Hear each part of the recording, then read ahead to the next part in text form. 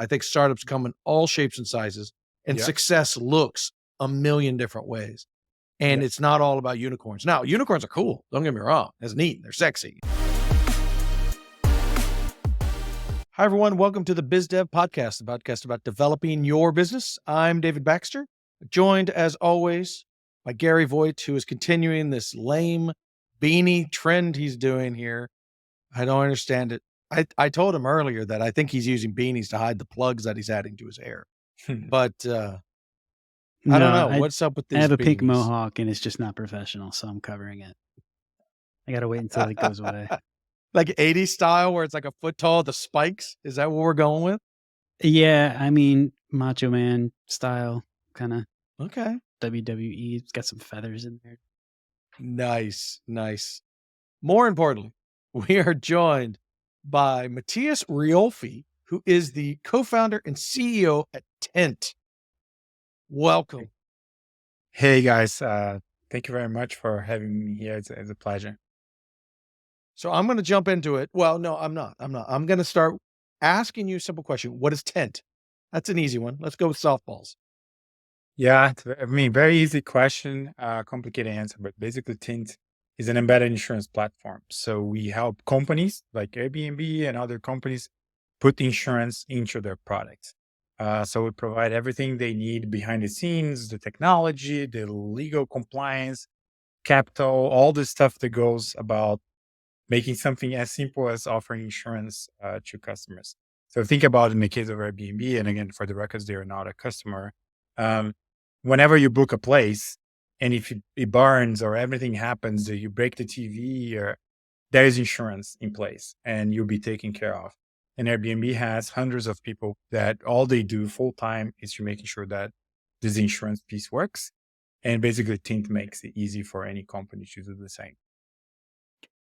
Man, that is so interesting because I had no idea how that worked. I mean, I'm using Airbnb as an example because you did, but all the time there is you're insured by, they always name it, right? They always have some fun name that says you're up to $1 million, this, that, and the other. Because if I remember correctly, now this might have been before Tent existed, but early in their days, someone just wrecked a person's house. And it was before And they that's how offered they got insurance. insurance. It's public. You can see it. That's the first time they put the $1 million protection in place, was when a group of people completely destroyed house. They had a crazy party with drugs and other crazy things going on, and they destroyed the house. And then they figure out that they are responsible, and then eventually they put an insurance in place. So now, not only for crazy events, but even like small things like your daughter or your son kind of spills wine on the couch while you're drinking, and then suddenly you are liable for a $2,000 couch. Now it's all covered. But again, it's very simple idea, very complicated behind the scenes to make that work properly. So you're not working with Airbnb. Can you say anyone you are working with, or is it all hush hush? No, we have a few public customers we disclose. So we work with the largest shipping marketplace called UShip. We work with one of the largest HR providers called Deal. We work with Neighbor. We work with Guesty. I think those, and Citizen Shipper, I think those are the public customers that we disclose, but we work with tens of others that help them power their insurance products. Are you open to anybody? Like I understand this SaaS and connecting to SaaS and all that stuff. Software is a platform system thing. But is there something you're like, no, that's scary. That's too scary. We don't allow insurance of shipping live snakes or something like that? Or is it whatevs because our policies are, open and easy? Yeah, so I think it both. I would say we are the most creative and most creative companies when it comes to insurance. We do help insure some very creative risks. As you talk about live animals, Citizen Shipper as a case in point, they help ship dogs. So if you buy a dog from a breeder in New York and you live in San Francisco, they help, they facilitate this transportation. And obviously, as a live animal, something wrong can happen. And we help them create a protection that if there's anything goes wrong, the dog needs a vet or whatever it is covered by insurance. So that is like, say, a lot of companies wouldn't do that. We do crypto. I didn't mention QuantStamp, which is one of our customers is on the crypto space. So we definitely have like more appetite, or we help facilitate more different or specialty use cases than your average insurer. But there are limits. Like if somebody wants to insure something that it costs $10 million and pay $1 for it, that's probably not going to happen. So uh, the straight answer here is like, yeah, we will be as creative as we can, but there are limits. There are times when there are no carriers that are interested in covering that risk, but not insurers there. Sure. So behind the scenes, are you actually an insurance company with a software pretty face, or do you work with a bunch of insurance companies into your software platform? Yeah, we are an intermediary or a broker, for like a better word, with a pretty tech. Um, but we work with insurers to kind of take the risk. We don't take those risks ourselves. Okay. So how did you get into this world? I mean, I see on your profile here that you're an insurance nerd, which is an interesting thing to admit, but Yeah, it's odd that you Yeah, have a yeah. passion No, for I insurance. get it. And the answer to your question is obviously by accident. Nobody will get you insurance by their own choice. It's just something that happens to them. And like 100% of the insurance professions are probably in the same boat. But in my case, I joined Turo, it is a peer-to-peer car sharing startup. So they have people, it's Airbnb for cars, right? They help people rent out and rent cars from other folks. I joined the company, thought I was joining a tech company, which Turo is a tech company, but it turns out that I spent 80% of my time figuring out insurance. Um, in hindsight, it's obvious because, if you want to get a car from your neighbor, it's highly complicated from a risk perspective, especially because there are Porsches, Ferraris, there's like everything you can imagine there. Um, and so different people using cars for different ways, and that breaks all the insurance frameworks you can imagine, gets the insurance is scary. So Turo spent a lot of time and effort to put insurance in place. Um, and I was one of the early employees involved in all of that. And the reality is like I really liked because insurance fundamentally is a data problem.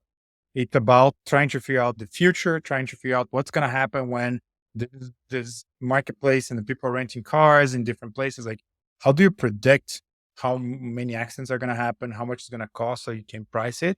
I found like incredibly stimulating, like intellectually speaking.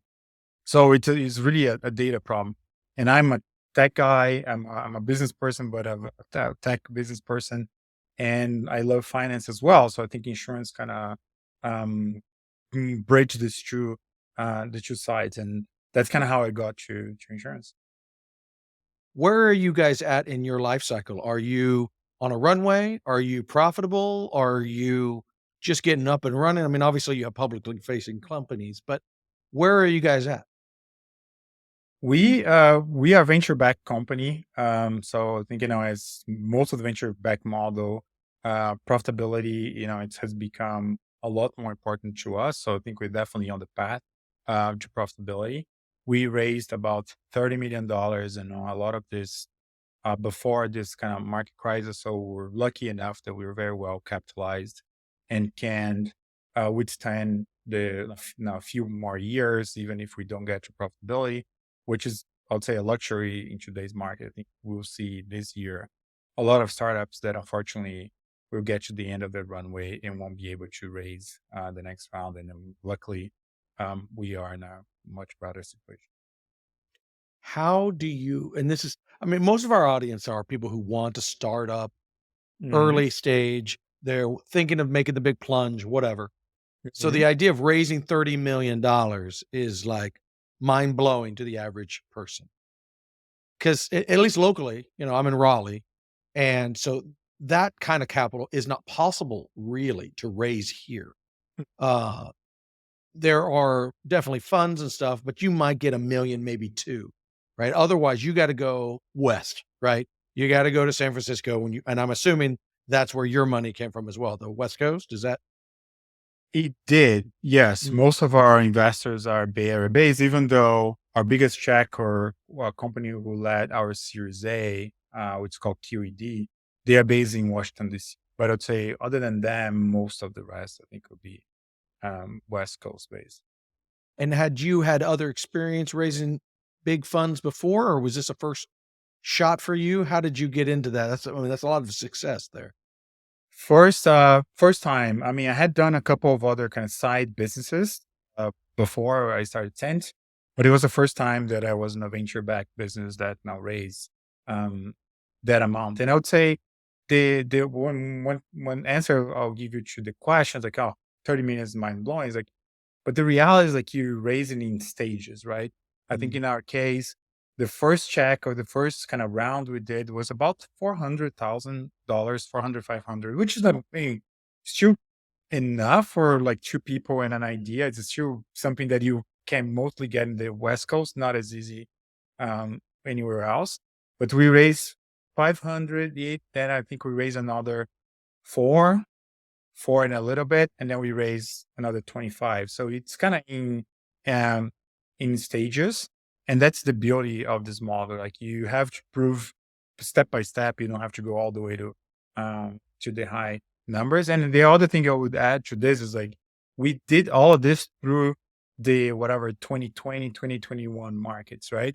If we had to do it again in the current markets, different story. I don't think we will Yeah. be um able or would we even like want to raise that much money. I think we'll have different assumptions at a time. So for the founders in your audience, don't worry.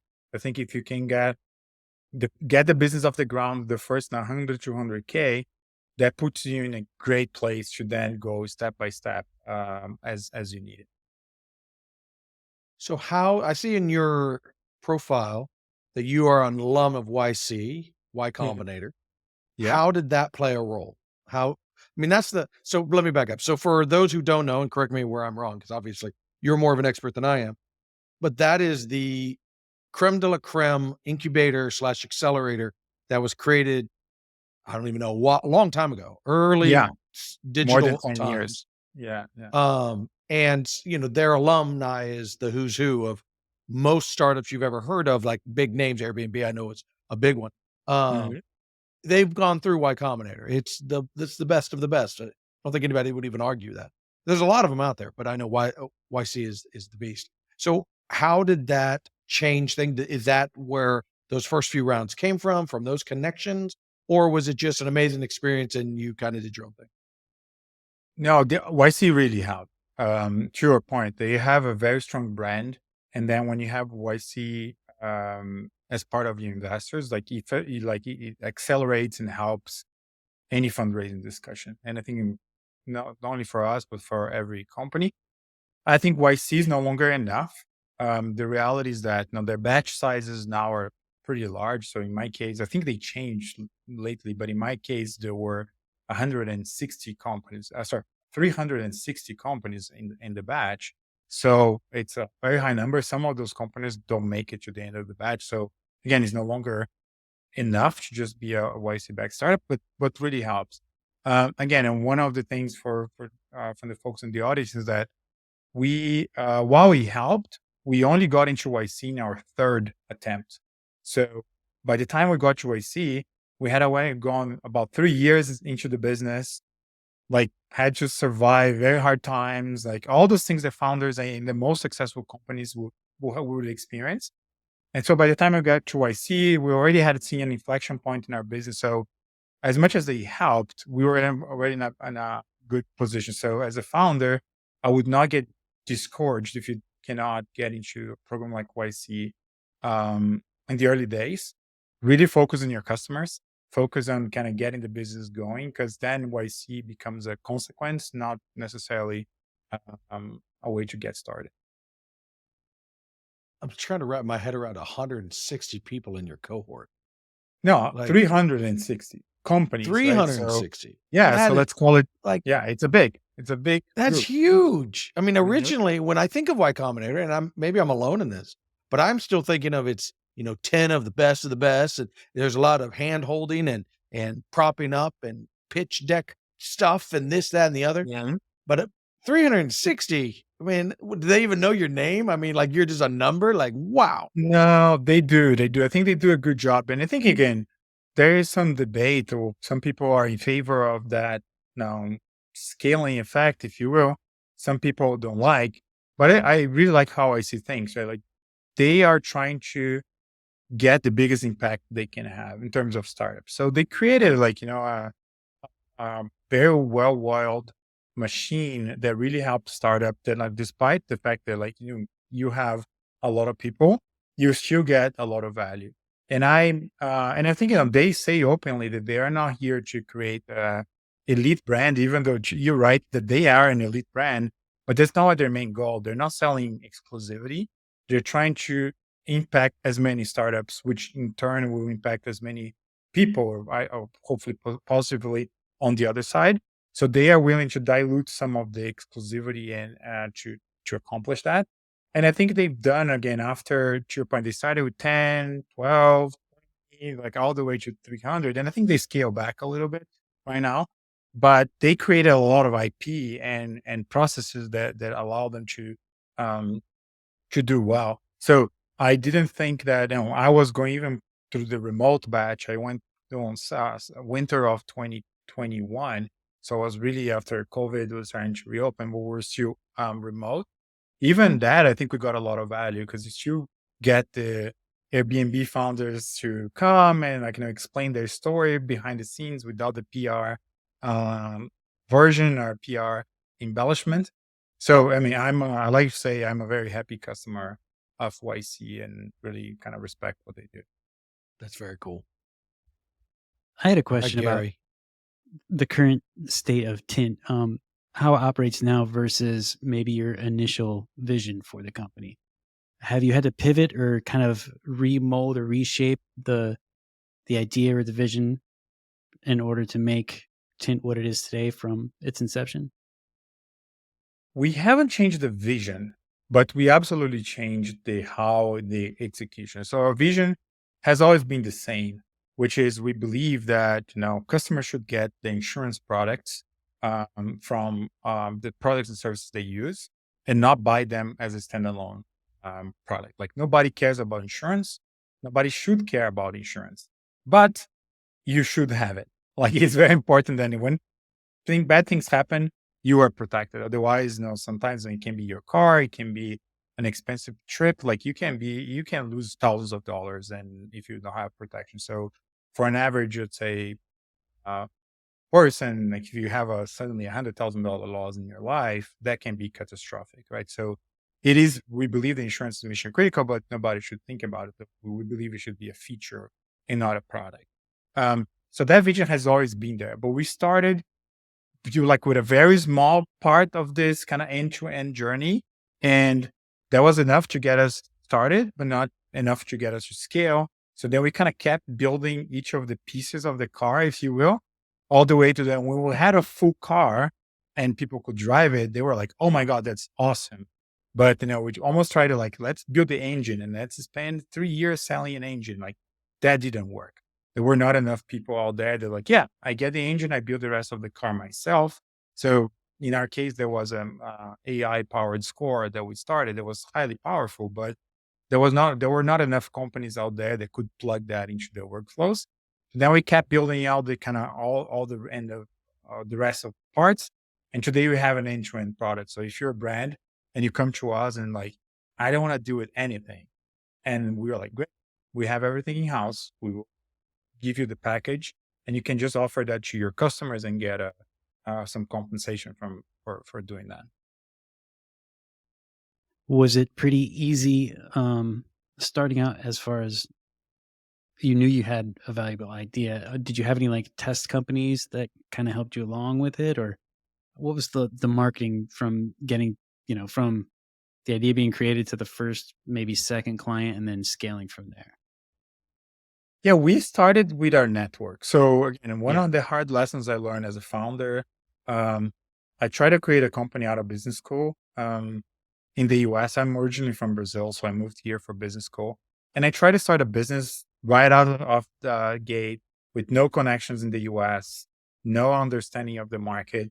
And as you can imagine, it didn't work, right? So I spent then after that 4 years at Turo, really learning how a world-class startup works, developing my relationships, both in terms of potential investors, potential customers, and learning a problem that I end up working on it for many years at Turo. So I think by the time we started, we have a very good package of connections, knowledge of the market and the customers, and access to capital. So our first kind of few months was pretty much leveraging that. Like our first two customers uh, mm, were connections that we had from Turo, either from former employees, former colleagues that end up going to other companies, like the person from Outdoorsy, which was in our first large customer.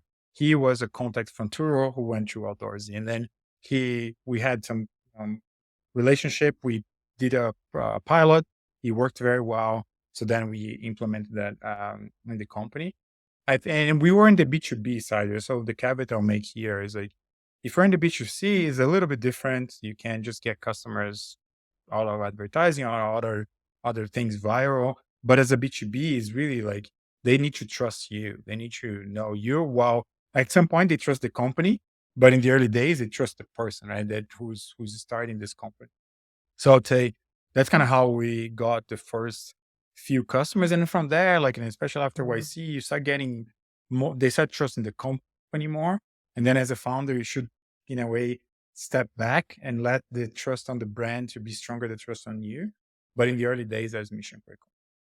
So you're able to tap into the YC network, not just for funds, but also for connections for clients. Yeah, there are over, That's I awesome. think the number is 3,000 startups in the YC network. So if you're selling to startups, is a very good reason to be part of YC. And I think we got Yeah. 3 or 4 customers during our in large, like Dio, as I mentioned, it was a YC company. Guesty was a YC company. And I think we got a couple more right at like while we were in the batch. So it was like very useful and it continued to be useful today. Big Pixel builds world-class custom software and amazing apps. Our team of pros puts passion into every one of our projects. Our design-infused development leans heavily on delivering a great experience for our clients and their clients. From startups to enterprises, we can help craft your ideas into real-world products that help your business do better business. Was there any point in the journey where you either stumbled or thought you couldn't go any further? Any kind of hurdles you had to get through? Yeah, absolutely. And it happens in every single founder journey, right? And then going back to what I see, what I like, one of the things I like the most is to hearing from very successful founders their own pitfalls. Because as you look at those very true Airbnb, Stripes, DoorDashes, and like you just think that yeah, of course, life was always easy for them, and that's why they were so successful. That couldn't be further from the truth. Like Right. every single startup goes through hard times. For us, I would say the hardest time was around 2019. So my daughter was about to be born or just been born, and I had to take a 2.5 month paternity leave. And we had like what at the time 4 or 5 months in the bank. So as you can imagine, I was like, okay, there's a very big chance that we're going out of business by the time I'm back. And I was the only business person in the company at the time. So I was doing everything that is not writing code. Um, Somehow we managed to survive. And then now our largest customers renew their contract, pay us 3 years up front. It was like very, I'd say lucky. And we did a good job kind of going through that. But there was a moment that, as a founder, you definitely see the end and it's relatively easy to give up and just let go. Luckily, we didn't. But yeah, I think, one thing for founders is like, this is always going to happen. It's always going to be hard. It just changes why it's hard, right? First is because you have money. Then later, to your point, you may commit to your customer that is very exciting, but you just don't have the resource or it's bigger than you can handle. There are always going to be problems. And that's part of the founder's kind of job to get used to this and kind of operate well in this environment. Yeah, that's crazy. So you were stuck between a new daughter and a new business, and you had to take care of both, and hopefully in Yeah, and my time. wife, again, that's why I agree. Like I mean, our agreement as a couple, she's also a founder. She's also a very, ambitious person. And her point was like, you're going to take the same days or the same extension of the leave that I will, because why should I take more than you? And I think is extremely fair. It's just that the timing couldn't be worse on my side. So I really had to kind of balance the two things.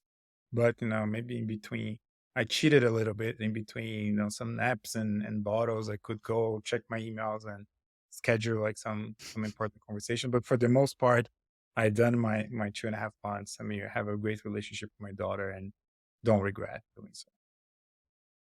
That's That's awesome. 2.5 months is like, whoa. Yeah, but you think about women take a lot longer than that in many cases, right? There are countries like in Europe that the parents will take six Sure. months minimum. I mean, I'm not suggesting that is good either, so don't get me wrong, but I'm just saying that, like, yeah, it is fair that now if there's a long period that you need to bond with the child, like the parents split that equally because they will also influence how they handle the kid and how they split the time after as well. And in our case, we do not have her take its proportional role on that. It is so interesting to me how different countries view time off, for lack of a better term, whether it's Mhm. paternity Absolutely. or maternity or Mhm. uh, Americans by and large do not take vacation. It Yeah, is if your wife had the ingrained in baby at us. 11:30, then you need to be back at work by 1:30. But I mean, most of the time, like I remember when I had my first kid, my company was very upfront. There is no paternity. Of course, now my kid's 18 years old. So it's a lot different now than it was back then. But there was no paternity leave. That was a concept of Mhm. what's wrong with you? What? You're not having a Mhm. baby. What's Yeah, wrong with you? yeah. And so the only thing, well, my only option was I had to save up vacation. That was it. And he was born in January. So I was able to roll over a week and I got a little extra. But that was, I had to plan for that. And it was same for my daughter um, a few years later. But we, one of our clients is over in Belgium and uh, our contact over there, they have both US and Belgian people. And we joke that he vacations like a professional. Like it's Mhm. minimum 6 weeks and their holiday schedule is intense. It's like the Mhm. country holiday schedule is intense as well. So he is often gone for 2 weeks at a time, maybe I think as long as is a month. And it's just like, wow, it's just different. It's just a different world and it's foreign. Like my guys, we actually had to put a policy in this year to mandate that they take 2 weeks of vacation. Like, it was mandated. You can't not take it. You have to take this Mhm. Mhm. because you work hard, you do a lot of stuff, take off the time. And there was some pushback, strangely enough. Yeah. Not a lot, but some. But I think, it makes sense, right? That if you think about, um, I think again, and it's it can get philosophical, can get political, but the reality is like, yeah, there's some countries and cultures where people work like they value work differently. And if you think about, get want to get the extreme example of that, look at China, where people actually work 7 days a week. There's not even a concept of holiday weekends for the most part.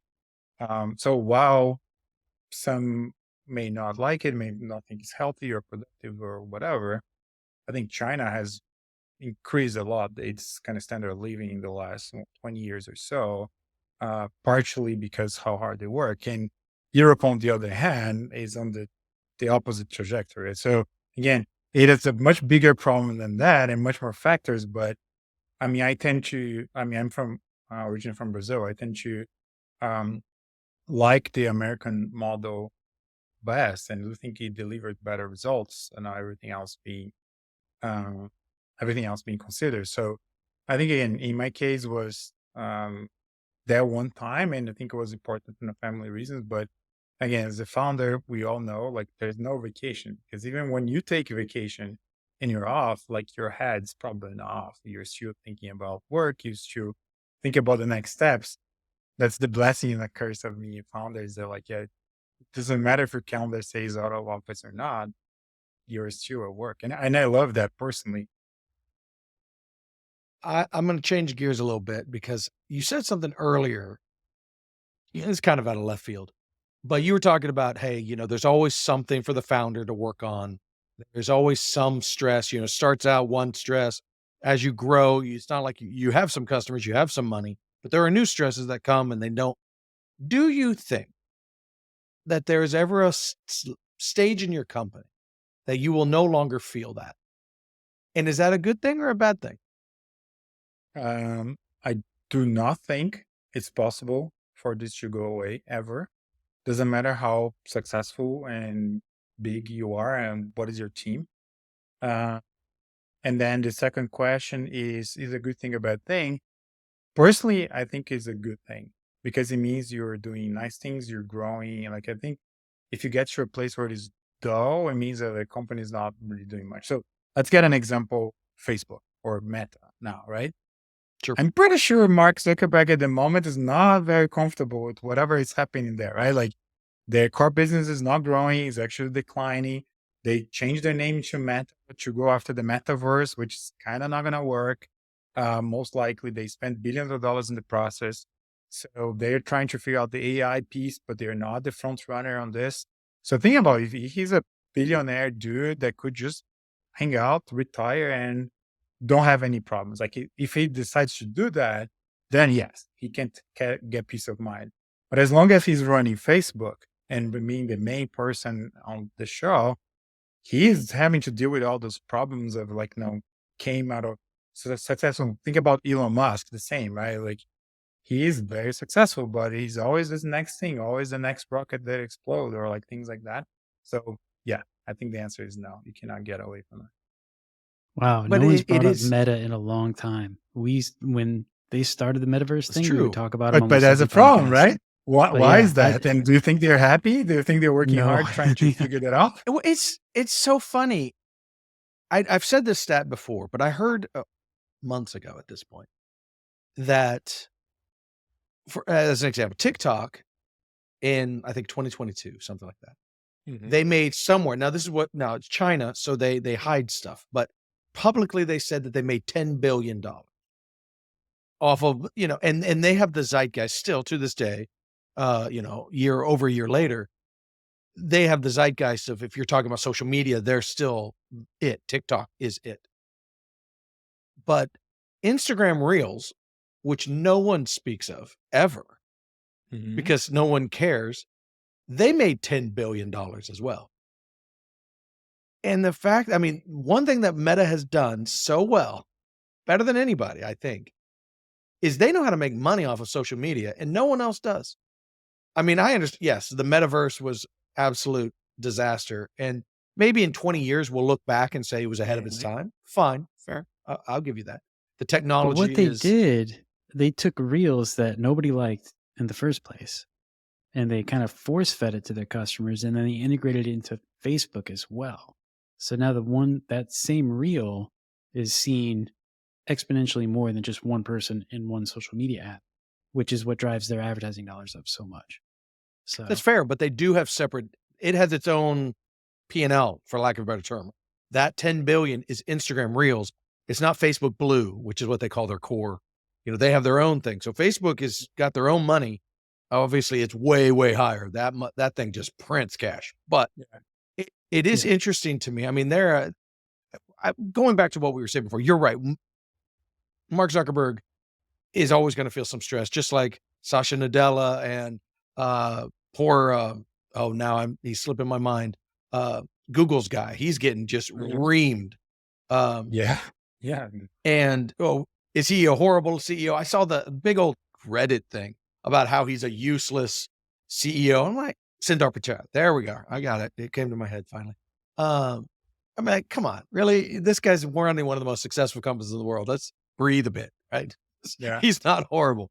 There's probably 10 people in the world who can do what he's doing. But that stress never goes away, but it does change, right? The survival mode goes away. Yeah. It changes. You can take a vacation, right?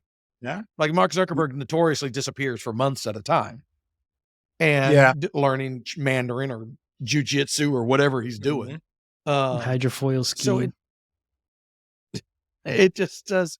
It changes. It does. It changes. And I think that's a big deal because that survival mode is really hard. I don't know if is it harder than what they're dealing with now? I don't know.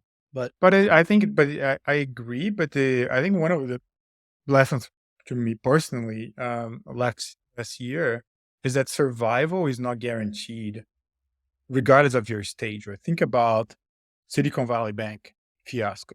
Think about WeWork going to bankruptcy. sure, Then in our world, there's like Convoy, which is a company raised like through 200 plus millions of dollars that like vanished overnight. Like even if you are a large, what I used to think when I was starting my company, to your point, is like by the time I get to Series A, all my problems are solved. I'll have money, and then it's just a matter of like it's less hard because it's about replicating. But the reality is like business environment can change so much that maybe even your current situation can become unsustainable, like happened with WeWork, right?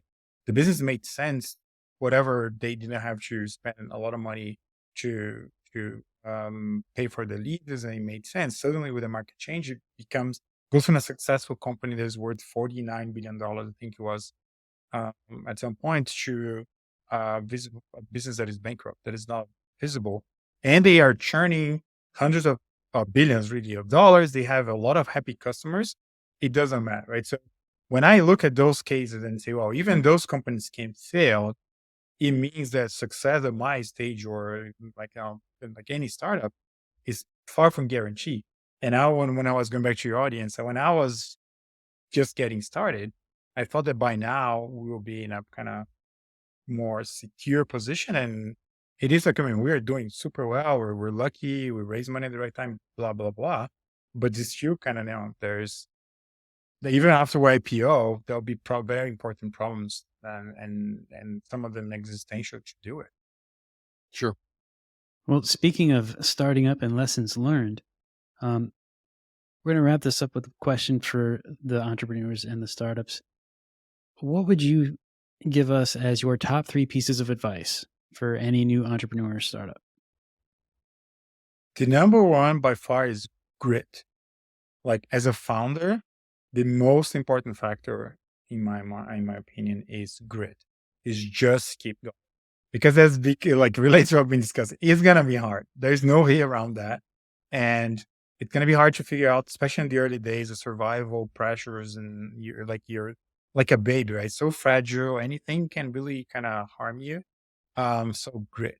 And then going back to what we talked about my daughter's story, and like the birth, and um if we had like there was a very easy time to give up, and we didn't, and I'm so glad we didn't, and we've been doing this for 6 years, and just kind of going through whatever happens. So grit's the number one. The number two advice I would do is like explore or think very carefully about venture capital, especially in this current environment. Um, some people, especially in early stage, tend to think that venture capital is a um, sign of success, and it's almost like a requirement. One, I would argue it's not. It was not before, and especially in this environment, even less. So if you can bootstrap your startup to a few, thousands of AR, if you are in B2B and whatever metrics equivalent to B2C, try to do that. Try to kind of do whatever it takes, and don't think that a VC giving you money or a VC saying no to you actually has any correlation with your success. And the third one, which relates to the last one, but it's more on the personal side, is that plan your personal runway.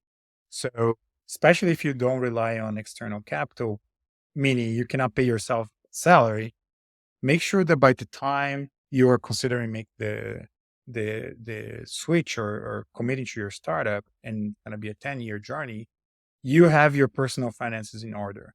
Because what you don't want is 6 months into the process, you just realize like, holy crap, I maxed out all my credit cards. I just can't keep going. I need a salary. I need a job. That's going to kill your startup. Doesn't matter how promising it is. Doesn't matter how exciting you are. It's the end of the road. Your personal finance, your personal runway equals your startup runway in the early days. So make sure that, you have some savings, you can figure that out. Yeah, that last one is That's good definitely a stuff. good one. Gary likes to judge them all because we ask this question every week. So he likes to make fun of people when they just, drivel. You say and that was judge and good. make fun. I say take in and analyze and just really think about it and then And convey say, to the we've already audience heard that if we've one, heard that loser." before or not. But no, Have you grit heard is any of those things definitely I mentioned before? grit for sure. But Yeah, that's grit for sure. It's the easy one. everybody should have But that. it's true. Um, And is the it? personal It's runway 100% true. we've heard a That's a few new one. times, but that is very important. That is something that definitely I don't know if I sticks out remember there. hearing that one. But I think that's the smart. equating venture capital or to the success of your startup. That's not something we hear very often, but I do think that's very important. Not to make it, your success is not beholden to either how much you did or did not get to raise. Yeah. And a lot of times I am David would even say if you have the ability or the access to, forego investment, then do so. That way you can, once you start making a profit, when you're successful, you don't already owe, 5 other companies a certain amount. So I've always said that you can always choose to go for investment. But once you go down that path, you can never go back to lifestyle. So might as well Yes, try it, that's true. right? There's no harm in it. It might not grow the way you want to, and that's fine. There's a lot of stuff, but be very conscious. I've always disliked the belief that, unicorn is the only thing that matters. Yes. And if you're Yes. not going for $1 billion, then what are you doing? You're wasting your. I don't subscribe to that at all. I think startups come in all shapes and sizes, and Yeah. success looks a million different ways. And Yeah. it's not all about unicorns. Now, unicorns are cool. Don't get me wrong. It's neat. They're sexy and and it makes good news. But people love a good rise, and also people love a good fall. And I think you're playing into a certain game that I don't think is necessary. I think you can do very well. Anyway, I've done that soapbox many times, but I just want to leave a note for our editor. Make sure you cut that clip of David saying unicorns are sexy. Thank you. what? Unicorns are super sexy. What is wrong with you, man? All right. Well, on that note, that's a good note to end on. Thank you so much for joining us today, man. This has been a lot of fun. Well, thank you so much for having me. I really enjoy our conversation. Now, if anybody wants to learn more about you or your business, how can they get a hold of you or reach out to you? The easiest way to reach out to me personally is LinkedIn. So if you go and search my name, I'm probably the only one out there, so you're easily gonna find me. Or if you want to learn more about Tint, you can visit www.tint.ai, and then somebody from our team will reach out to you. Cool. We will put those links in the show notes as well. Thank you. Awesome. Well, and then again, what? Now we're going to stumble to the end. This all gets cleaned up. We all seem way more professional towards the end. Who's talking, you or me? I didn't know if you were going to he just- say, okay, thank you, goodbye, or I was going to if you didn't. So I was. Well, I wondering, already sorry. said thanks to him. So I feel like I did this in a weird order, which I'm sure will clear up, but whatever. I'll let you do it since I just jacked it. All right. On that note, then we're out of here and we will see you next week. Hi, I'm Christy Pronto, Content Marketing Director here at Big Pixel. Thank you for listening to this episode of the BizDev Podcast. We'd love to hear from you. Shoot us an email, hello@thebigpixel.net. The BizDev Podcast is produced and presented by Big Pixel. See you next week. Until then, follow us on Instagram, Twitter, Facebook, Threads, YouTube, and LinkedIn.